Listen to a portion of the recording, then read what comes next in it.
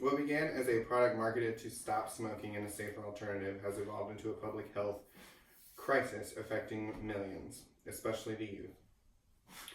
Vaping is marketed as a harmless substitute for cigarettes, but is actually a wolf in sheep's clothing and poses dangers not just to yourselves but those around you.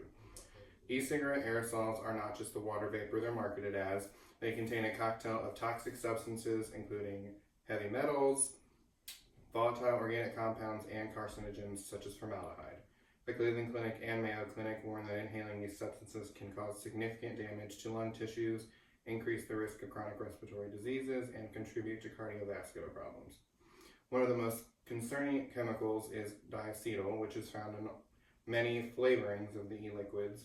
According to the American Lung Association, this compound is linked to popcorn lung, a condition that scars the tiny air sacs in the lungs, causing wheezing, coughing, and irreversible damage.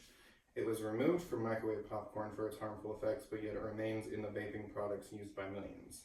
Nicotine, another primary ingredient in e-cigarettes, is another highly addictive and particularly harmful compound. Stanford's Tobacco Prevention Toolkit highlights that nicotine exposure during brain development causes irreversible damages to pathways linked to attention, memory, and learning. Worsening, it increases the susceptibility to other addictions. Devices like the Juul deliver exceptionally high doses of nicotine and often without users realizing the extent. Alarmingly, the CDC reports that over 1.6 million middle and high school students vape, often drawn by the appealing flavors like mango, mint, and cotton candy. This deliberate marketing strategy hooks young people into lifelong addiction. In 2019, a term entered our lexicon, the EVALI, or e-cigarette or vaping use-associated lung injury. This life-threatening condition linked to additives like vitamin E acetate has affected thousands, with symptoms ranging from chest pain to respiratory failure.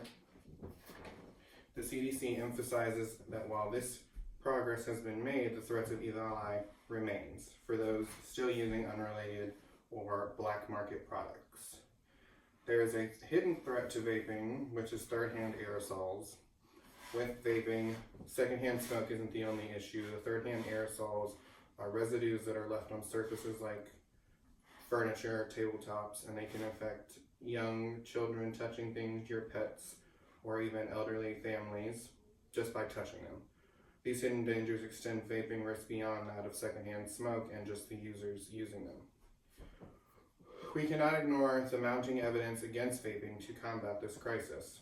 We need to create a united front, providing education to parents, educators, and communities on the effects of vaping in the youth. We need to provide stronger laws and regulations in order to help combat these issues and impose stricter controls on the marketing tactics.